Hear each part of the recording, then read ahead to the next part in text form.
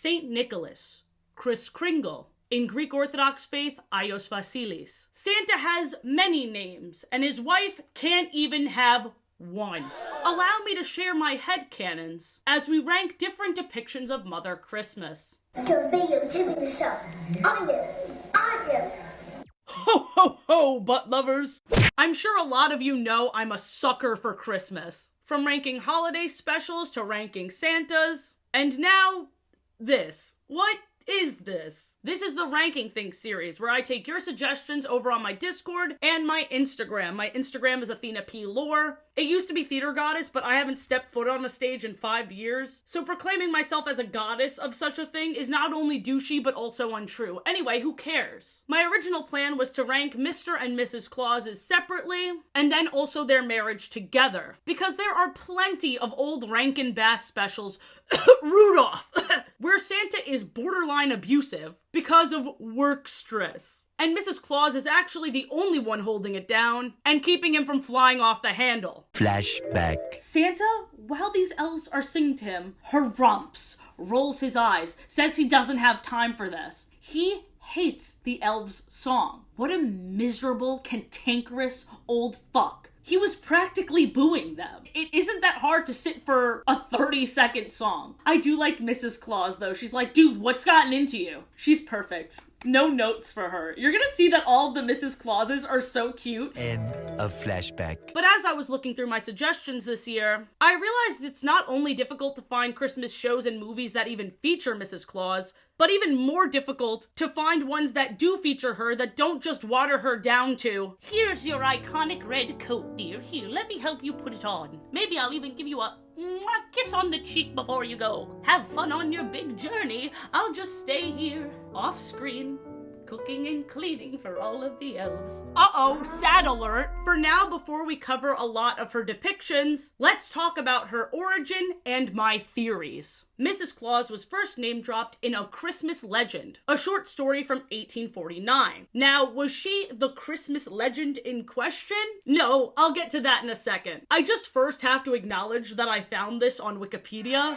So I was trying to look for other sources, and everything else I found was also just like copy and pasted word for word. So if I'm wrong, sue me. Send H-Bomber guy on me. Mrs. Claus being overlooked starts right at the beginning. She is not, in fact, the Christmas legend. Even when she's first introduced in the Christmas canon, this story says, psych! You know how we said that was Santa and Mrs. Claus? It was really just two people I don't give a shit about in disguise. The first real appearance of Mrs. Claus was in a seasonal Yale literary magazine from 1851. Let me read you a bit. But suddenly, interrupting him, in bounded that jolly fat and funny old elf Santa Claus. His array was indescribably fantastic. He seemed to have done his best. And we should think, had Mrs. Claus to help him. Now let's back up a bit. Here. Take a sit on my lap while we unpack this. This student referred to Santa as an elf. A far cry from his saintly roots. In fact, this segues into my first headcanon quite nicely. This is Father Christmas before his jolly makeover. Look at this image from 1848, as well as this golden icon of St. Nicholas. Here's where an observation I had comes into play. They used to give him this untouchable holy quality that they gave Jesus. I think when they were really leaning into his pure devotion to Christianity, having him get married would be too much of a distraction. For whatever reason, in some Christian faiths, you can't have a wife and dedicate yourself to God.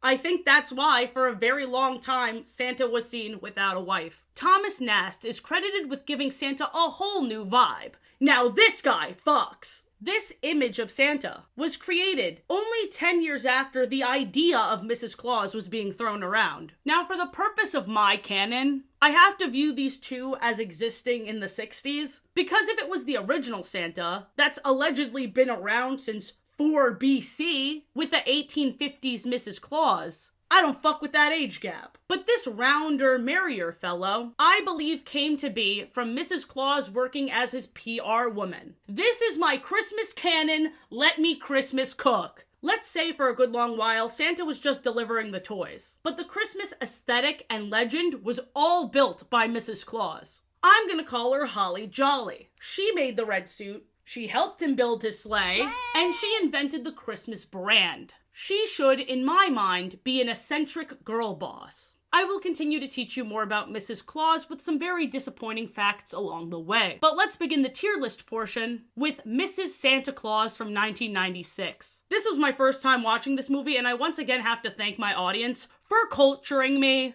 Thank you. I like that the events of this movie take place in 1901, only 50 years after Mrs. Claus's first appearance in any media ever. This acts not as an origin story, since she's been married to Santa for hundreds of years at this point, but it marks the public's awareness of Anna Claus, because this is her first time leaving the North Pole and exploring the world. I like that they made her name Anna Claus, because it sounds like Santa Claus. Anyway, why did Mrs. Claus leave? She begged Santa to let her help with a new route she's created to save him time. When he dismisses that, she suggests that she can help him read the letters. He says no to that too, going so far as to say that the kids write to him, and she was wondering if there was any written to both of them. She leaves after giving Santa cocoa, telling the head elf Arvo that she's going on a trip. After a big storm, she lands in Avenue A in New York, where many people immigrated from many parts of the world. They share with her their culture, joy, and greatest fears. While Santa is overwhelmed and tired with the Christmas hustle bustle, Mrs. Claus is humbled and honored to connect with more people and hear how different each of their lives are. The movie tries to tackle practically everything, including women's suffrage. Sadie Lowenstein gives speeches to the town about how women's voices matter too, fighting a similar fight to Mrs. Claus, who earlier in the movie referred to herself as the invisible wife.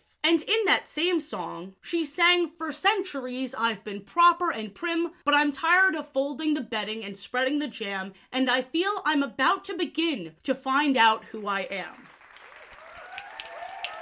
We also see fear from Sadie's mother, who sees her daughter rallying for equal rights and fears they'll be kicked out of the country because of this. Mrs. Claus befriends a young Irish girl, whose child actor is holding on to this accent for dear life. I hate Christmas anyway. Without my mother here, it's just another day. I'm afraid I can't say I do like Christmas, ma'am. Ever since me wee. But let's suspend our disbelief. This kid is working in a toy factory, Tavish Toys, where the motto is they only have to last until Christmas. Meaning this slimeball owner is using the strategy of planned obsolescence, using cheap materials that will purposely break so they have to buy even more. And even worse than that, the child labor is obviously beyond unethical. He doesn't even keep the kids' workplace warm. It's freezing. Mrs. Claus is determined to help these kids escape from the clutches of this greedy capitalistic pig, Augustus Tavish. We cut back to Santa, who's still answering letters, and Arvo gives him disgusting hot cocoa. More like hot caca. Arvo is dodging Santa's questions left and right by changing the subject to ignoring him, but Santa asks where Mrs. Claus is. Finally, Arvo tells him, and at first he's afraid of confrontation, but when he finally lets Santa have it, he is not holding back. She was gone for 2 days, you didn't even realize until now, and maybe she wouldn't have even left if you gave her attention and appreciated her more. Arvo is lifting up Santa's beard so he can go directly for the throat. I shall now introduce the Can I Treat This Mrs. Claus Better Than Her Husband Can tier list. And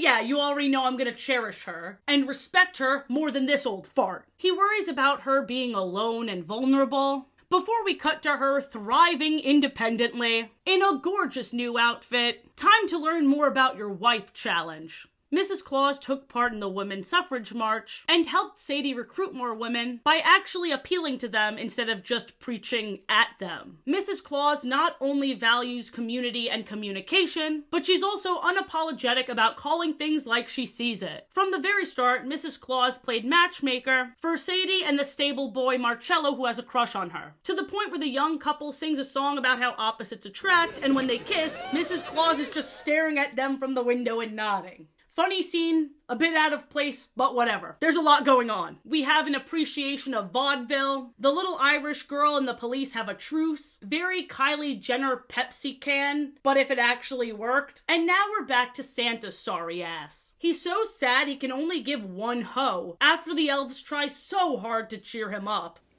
Ho. Don't call me that. But yes, Santa has seen the error of his ways, and even confides in Arvo that Mrs. Claus and him have been together from the very beginning, and says that without her, he feels like there's no such thing as Santa Claus. So no question they've been together for a long time, and he really values her. But does very beginning refer to the beginning of the whole Christmas thing? Or were they quite literally made for each other? Christmas conspiracy, pretend I have a tinfoil hat on but with like mistletoe at the end. They are two halves of the same spirit of the holiday, at least in this universe. He sings about how much he misses her and how much she messed up. So you know what, between that and them doing the Christmas run together at the end, where he made Anna Claus her own red suit, he's really not as bad as I thought. Damn it, let's bump him up on that tier list. It does annoy me that he doesn't ho ho ho for the entire movie. I'm not gonna give too much away about the ending, other than that she looks drop dead gorgeous in this outfit. Once again, I'm sorry you're gonna hear me say this a lot, slay. And I also have to give away the villain Tavish's whole deal, because dude, it's pretty wild. Tavish, who again used child servants, stole Mrs. Claus's reindeer at the end, and he doxed her. Somehow he knew she was Mrs. Claus. But then we hear his trauma. His stepbrother stole his teddy bear that he loved so much. That's why he's abusing kids. Now it all makes sense. Here's a new teddy bear. Do you feel better now? Golly, Mrs. Claus, yes, this is all I've ever wanted. Thank you so much.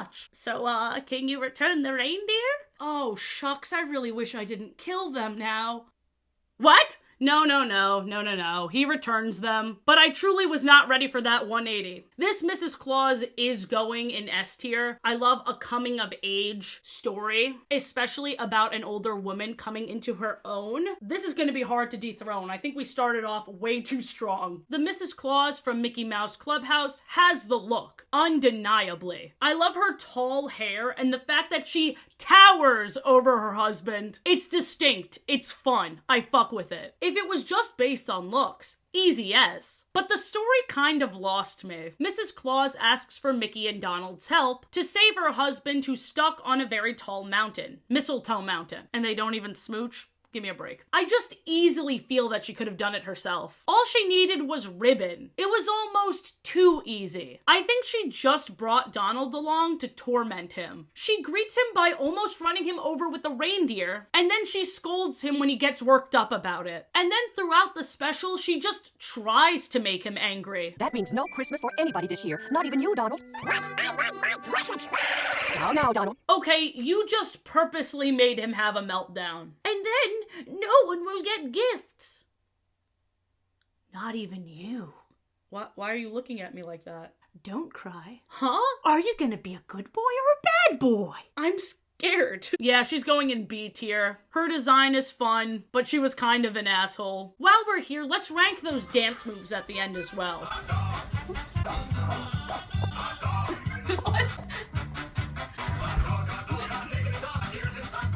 Arthur Christmas follows a lineage of Santas. I remember seeing these super spy elves and immediately getting upset, for it messed with my Christmas lore. Something I hold near and dear to my heart. What do you mean there aren't even reindeer? What do you mean you suck up the milk and cookies with a vacuum to use as fuel for your spaceship? I don't mean to be dramatic, but whoever in this universe pitched this technology and futuristically chromed my Christmas should be beheaded. Arthur is clumsy. He has passion. He's like Will Ferrell's buddy, but he has a British accent, so that's different and also fun.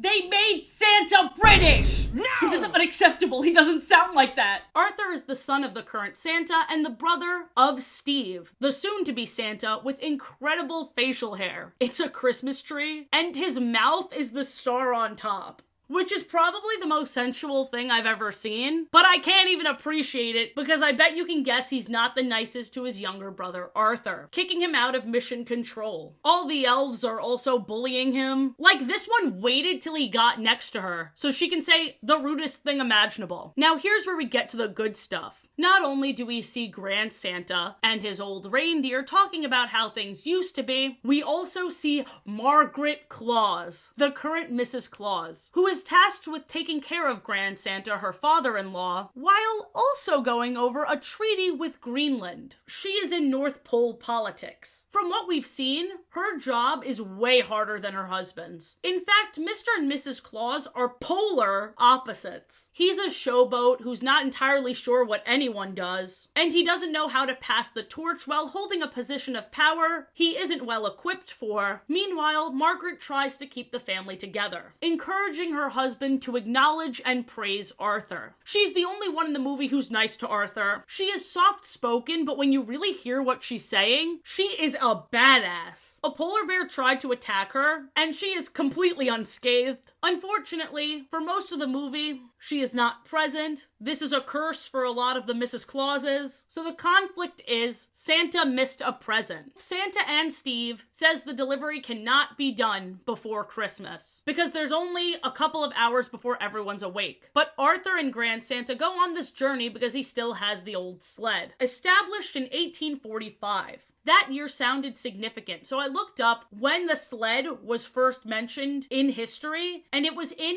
'Twas the Night Before Christmas, which came out in 1823. So I wonder why this one was made 22 years later. Grand Santa also got the magic from the Aurora Borealis, and he's been training the great-great-grandchildren of the original 8 reindeer. I like this piece of lore. It makes sense. And for a second, I thought this was all about Grand Santa reintroducing the magic and love of Christmas, but instead he threatened to kill this poor elf more times than I can count, was driven by ego as much as the current Santa and Steve, and his big Grand Santa sacrifice at the end was letting the government blow up his old sled. This movie was made to piss me off. Arthur's as good of a man as any Santa. No, that's where you're wrong. He's actually significantly better. All of you suck. Who cares about the customer? I do. Well, I don't.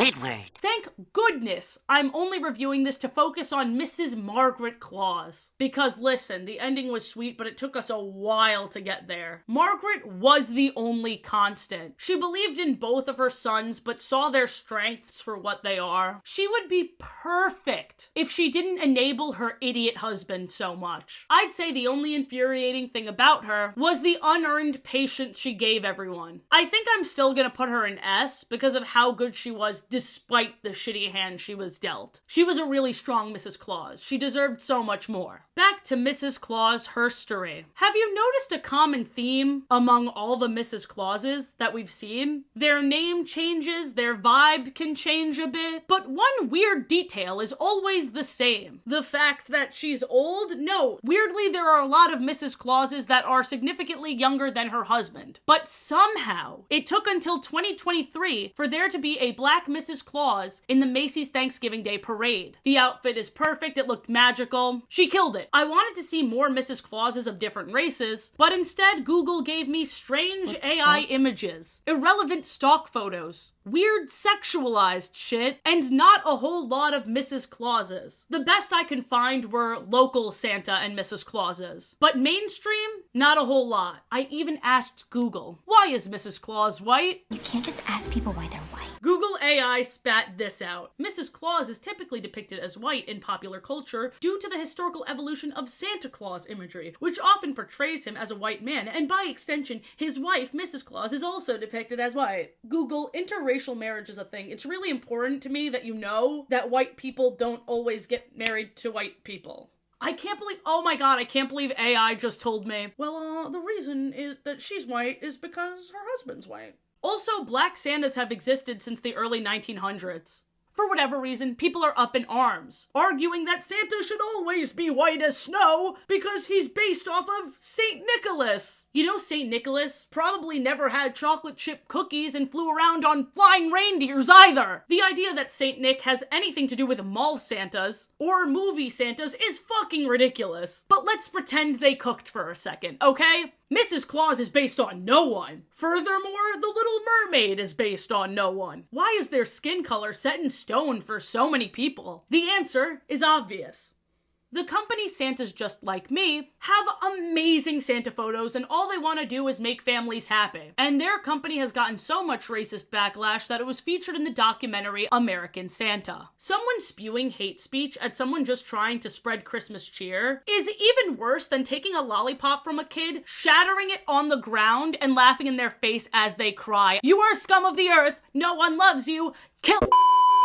In the first Christmas Chronicles movie, Mrs. Claus doesn't show up until the very end, but I figure I'll set up the world for you. We open with tapes from Teddy and Katie's childhood. These siblings lost their father this year, the year being 2018. Teddy is going down a path of bullying, carjacking, and worst of all, not believing in Santa. No! Of course, they encounter Santa and learn to love each other again. Both the brother and sister and the kids with Santa. Kurt Russell's Santa is good. The whole "I don't ho ho ho" thing makes me cringe. Especially because at the end, he does do a killer ho ho ho. So fuck you, actually, do the roar. He also keeps repeatedly announcing that he's not fat. Cool, could have done without that. Belly full of cheer is very important for my Christmas criteria, and every time you remind me you're skinny, I actually lose respect for you. How about that? If they wanted to subvert expectations with a more Kurt Russell Santa, they should have had him be like this instead. This Santa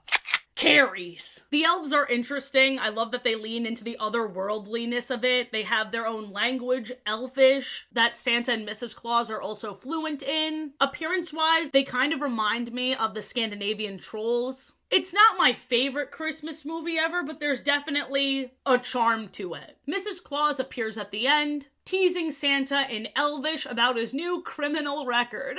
Long story. They talk about what movie they should watch together, and Santa suggests the vlog he stole from Katie about their whole misadventures. Adore this. We don't get to see Santa and Mrs. Claus casually hanging out a lot. They are not only having a movie night, but Santa, genuinely excited to show her all the trouble he got into, is endearing as hell. Let's see if they get cuter in their sequel. They do! Our first appearance of Mrs. Claus in this movie is her at this cauldron, seeing a vision of Santa saving Katie and her soon-to-be stepbrother, Jack. Mrs. Claus creates a magical cocoa potion to unfreeze the children. I love that her hair looks like a Dr. Seuss character. I love that she's a little witchy. We hear that there's 300,000 Santa's workshops in their North Pole village, and that Mrs. Claus designed all of them. She is the brains of the operation. She's perfect. Dude, she's perfect. She invented magical food that's healthy, but looks and tastes like all the unhealthy food you like to eat. They get into the Christmas lore with the star, and Santa's origin story, how he became Santa.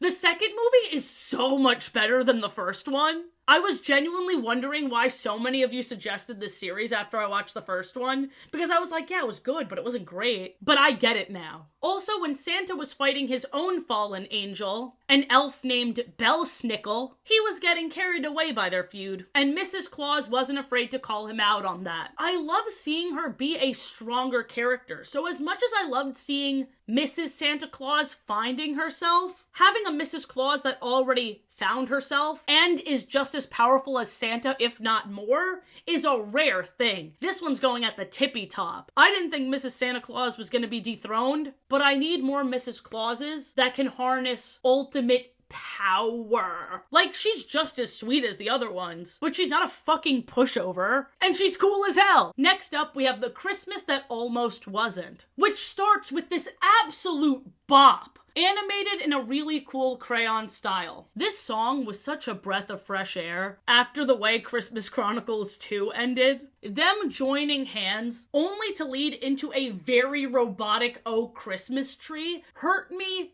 deeply. I guess I can learn to love you too, even though you're not my real dad. My time is here. This sounds really Now compare that to this. There once was a Christmas that almost wasn't, almost wasn't, almost wasn't. There once was a Christmas that almost wasn't, because of a man named Prune. He wasn't, Mary wasn't, oh, Prune was a man who just wasn't a very nice man at all. Now listen to this. Prune was his name. He was a man who had no shame. Prune was his name. If there is a Christmas, he's to blame. There wasn't a Christmas that almost wasn't, because of a man named Prune. Phineas T, that is. Phineas T, that is. Phineas T, that is. Phineas T. So, like, shut the fuck up.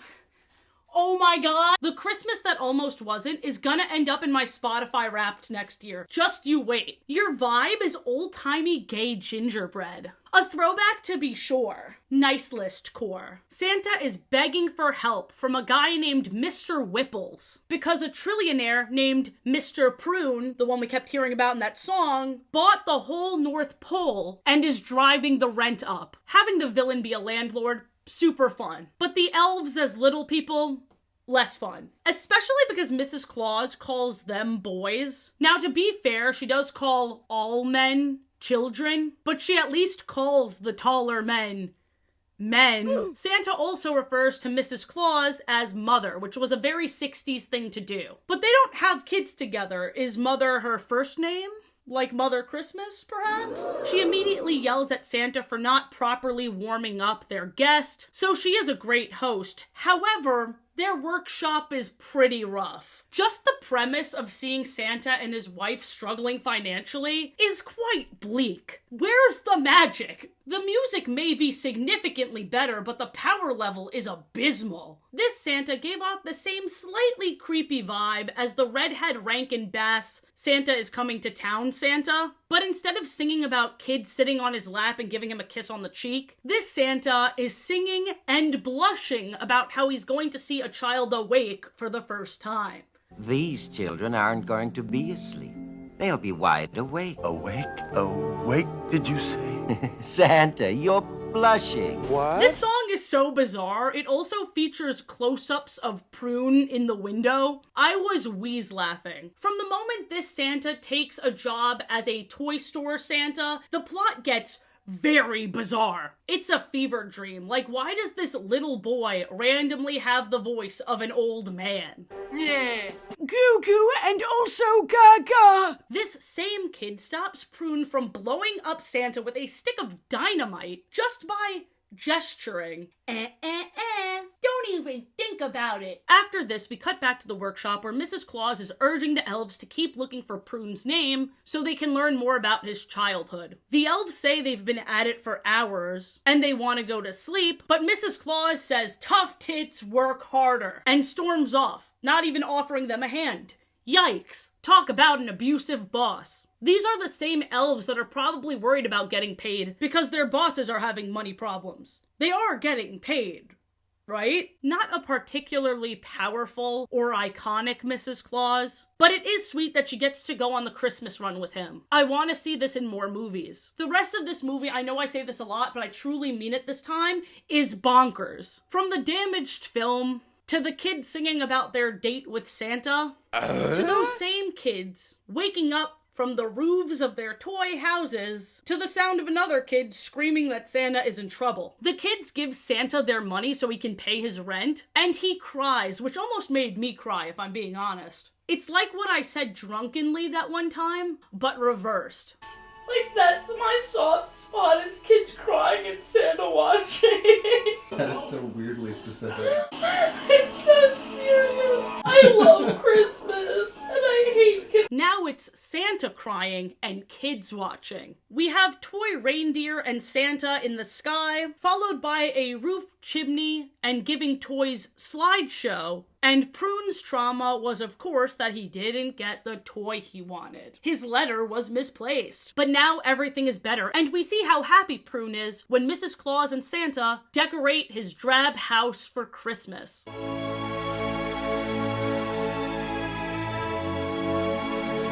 His painting even smiles at him. Merry Christmas. The movie itself is S tier. I just wish Mrs. Claus did more. Now on to the Walgreens commercial Santa. Yes, no stone will go unturned. Her look alone with the stripy glasses is the direction I want Mrs. Claus's to start going in. We need more quirky choices. I want maybe a stripe of red and green in her white hair as well. I love the cool jewelry. I maybe just would have added a chocolate chip cookie brooch as well. Look at her Mrs. C purse. Is the C for country?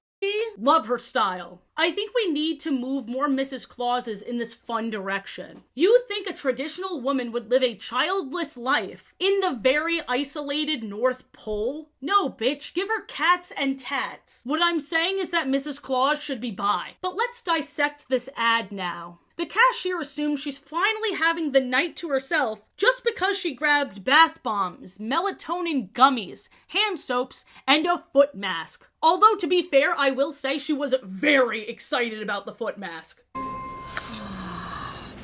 Oh. You're telling me my feet are gonna taste like mint?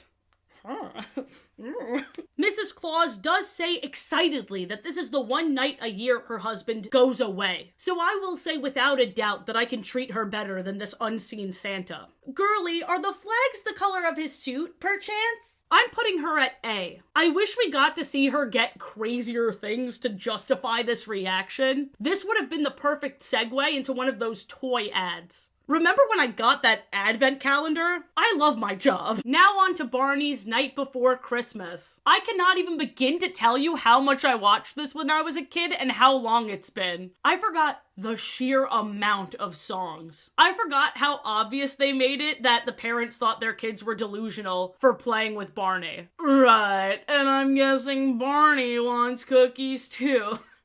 Dumbass kids, man. And I love how right after the parents don't believe the kids, Barney comes in from the next room over. Also, it's kind of interesting that Barney has his own toy, but BJ and Baby Bop come out of nowhere. They go to Santa's workshop through this snow globe, and Barney is close friends with the Clauses. Because of course he is. He's a sweet, kind dinosaur. Who wouldn't like him?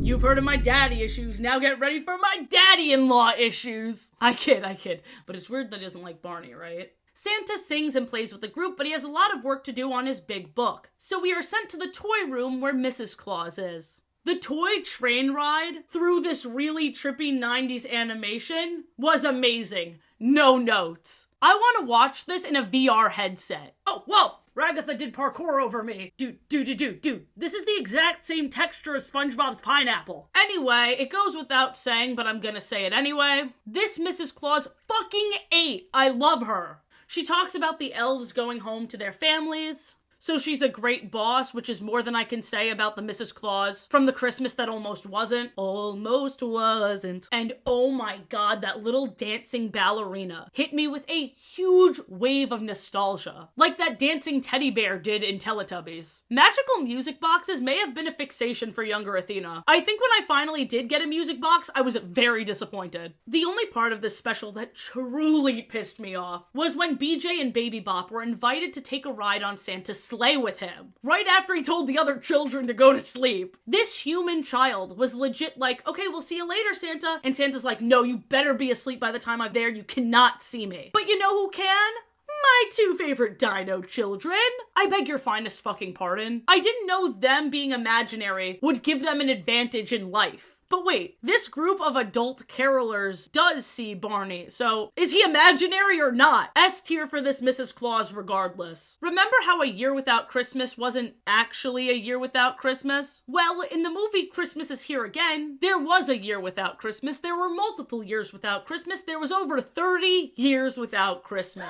Santa's sack was stolen by an evil lad named Crad. He used to provide coal for naughty children, but when Santa said he didn't want to punish them like that anymore, Crad wasn't glad. He wasn't even sad. He was mad. Crad turned the troublemaking kids into mindless minions who would mine the coal for him. The craziest part is they didn't change these kids back at the end. I think they killed them by burying them in coal. So he's a strong villain for sure. Who is our hero in this story? It certainly isn't Santa, who quit that easy. Our hero is a girl named Sophiana, who was bullied by this group of boys for saving a caterpillar. But because this is a Christmas movie, you know something truly devastating is about to be revealed. So the moment her locket opened and showed a picture of her parents holding her when she was a baby, I knew they were both gonna be dead. This is the only thing I have left to remember them by. Called it! At the orphanage, she's also being emotionally abused. Typical!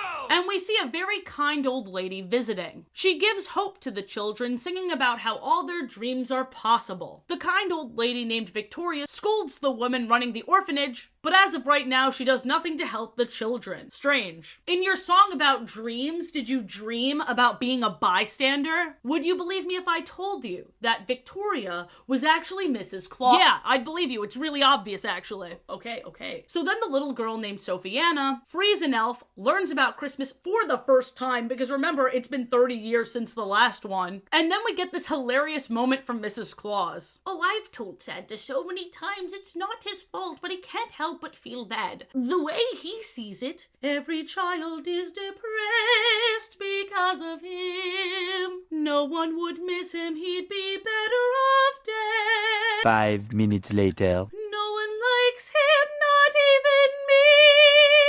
Yeah, and I told him to stop thinking those things. Kinda hard to stop thinking about it when you keep reminding me. I'm barely exaggerating, by the way. The children cried and cried some more. Their faith in him may never be restored. They just didn't point out how overkill it was and that Mrs. Claus was secretly taking jabs at him the entire time. This movie is also hella religious. The reason they can't make another sack is because it's baby Jesus's swaddle. Sophiana says, I don't understand. So, like, did the canceling of Christmas also accidentally shut down Christianity? Jay Leno, please explain! Sophiana goes on this huge journey to get the sack back. And the whole time, I was planning on ranking Mrs. Claus really low because she didn't do anything. But they ended up adopting her in the end, which I thought was really sweet. So, I'm like between B and A. Editing Athena, you decide. One thing that confused me is that everyone around the world seemed to know that Christmas is back. How did they know that? One of the best parts of this movie is that the bad guy was just bad. I was waiting to hear what toy he didn't receive that made him evil, but it wasn't like that. Him being a fully evil entity was weirdly comforting to me. The elves in Prep and Landing remind me of the secret agent elves from Arthur Christmas. Only in this, they just prepare the house for Santa's arrival. I like this better. They don't fuck with my Christmas lore as much. He still uses the reindeer. Mrs. Claus doesn't appear in the first short. We just learn about this Prep and Landing elf named Wayne, who really wanted a promotion but didn't get it, and now he hates his job. He learns to love it again, though. Everyone say, aw. Mrs. Claus appeared in the second short, Prep and Landing Operation Secret Santa, where she entrusts Wayne and Lanny to help her with a mission. We don't ever see Santa or Mrs. Claus's faces, but Mrs. Claus is voiced by Betty White, a fantastic choice. Wayne and Lanny retrieved a little wheel in this box. It belonged to the first toy Santa ever made, which is why Mrs. Claus needed it. She found the toy, wanted to put it back together again, and give it as a gift to her husband. Short and sweet. The voice acting at the end really sold it for me. There's so much love between them. He was so appreciative. We see their shadows hugging. We didn't need to know much to know that they're in love. They are sentimental and they've been together forever. I don't know where to rank this because nothing happened to knock it down to an A, but by that same logic, nothing happened to bump it up to an S either. I think I'm gonna put it in A just because they didn't do much with her character other than that she's his wife. We're trying to see more than just that. Dwayne "The Rock" Johnson starring in a movie with Santa? If he reprised his role of the Tooth Fairy, this could have been a live-action Rise of the Guardians. Mrs. Claus was seen helping J.K. Simmons Santa with his reps and then dismissed herself to test out simulations of different locations, I believe for his flight. We don't see her again until Santa is kidnapped, and obviously she's really devastated and worried about this. But we don't see her again until the end of the movie when The Rock and asshole dad save her. I'm just surprised this isn't a Marvel movie. Rise of the Guardians of the Galaxy type shit. When I heard The Rock say, "We have to visit Krampus. I was like, shit, new character dropped. This is Endgame. The Christmas Witch felt very Marvel. The elves felt very Star Wars. Like, this is Glup Shido right here. This is Sam Gorpulus Supreme. It wasn't bad, but it felt like a very long parody. It helped that I watched it at triple speed, even though the fight scenes made me dizzy. The Mrs. Claus had a lot of potential, but unfortunately, she did the absolute least. Yeah, every other Mrs. Claus here did more. You know what I will say, though? I'm tired of Asshole Dad being a character in every Christmas movie. Like, I get why Asshole Dad is such a common trope. Like, Santa is the perfect role model for untoxic masculinity. But my god, I'm triggered. Now, to end this off, while I was researching Mrs. Claus, I stumbled on this North Pole website where she has her own area we can explore. So let's play this game and see where she ranks, shall we? Okay, so I think this has to do with Elf on a Shelf, Mrs. Claus's sweet shop, and she has little ... Oh. Hello again. Can I tell you a joke? Why did the birthday cake go to the doctor? Because he was feeling crummy. How about one more? Why couldn't the teddy bear finish his dessert? I think I know this one. He was stuffed. She's British, by the way. Did you hear that? Ready? 1, 2, 3. He was stuffed. Please. Oh. Because he was stuffed, of course. Oh, how funny. These are two of my favorite jokes about desserts. If you like them too, I bet you'll enjoy playing one of my games in my sweet shop. Yeah, great. I'm not having a lot of fun. Did you know you can decorate all kinds of cookies in my Make a Cookie game? You can even send your sweet creation to me, Santa, or other North... Okay, I'm gonna make you a cookie, girl. I'm gonna start with... Let's start with chocolate cookie. I don't like the way that icing looks. I wish it looked real. You're more than... your husband's wife. You have the potential of 1,000 suns. Does that make sense? You have the potential of 1,000 suns. Oh, it's not letting me write that long. Fuck! You know what? I'll just say, I know I can treat you better. Every girl like you deserves a gentle woman. To Mrs. Claus. I would like to see her reaction. She just went, I actually believe thank yous are in order, hon. I can smell the cookies baking from here. I baked you one. I baked you one. With vanilla frosting and a caramel candy topper. It's a scrumptious new recipe I'm trying out. Do you think Santa and the Scout Elves will like it? Yeah, but do you like the one I made you? What the fuck? What the fuck? I hope so. Come back to see me soon. She said get out. She said it was nice seeing you. Let's catch up sometime soon. Get away from me. She didn't even say thank you for the cookie. You guys see the tears? I'm really close. You're going at the bottom of the tier list, bitch. Hello? Butt lovers, I sure... Ah! Why'd you claw me? Don't do that. Butt lovers, I sure hope you enjoyed. If you want more Christmassy uploads, I recently posted me decorating that tiny tree back there. It was so much fun with your suggestions, by the way, over on the second channel. Be sure to check that out. I hope you have the best holiday season ever. I'm gonna see if I'm gonna do Tim Allen Santa Claus. I might just save that for next year. I'm really tired and I want to start off 2025 right. I'm sorry, I could not have anticipated how much Wild Kratts was going to make me pooped. So yeah, kind of crazy, all these interpretations of Mrs. Claus. Wait, it says here Santa's daughter? Wait, who is Santa's daughter?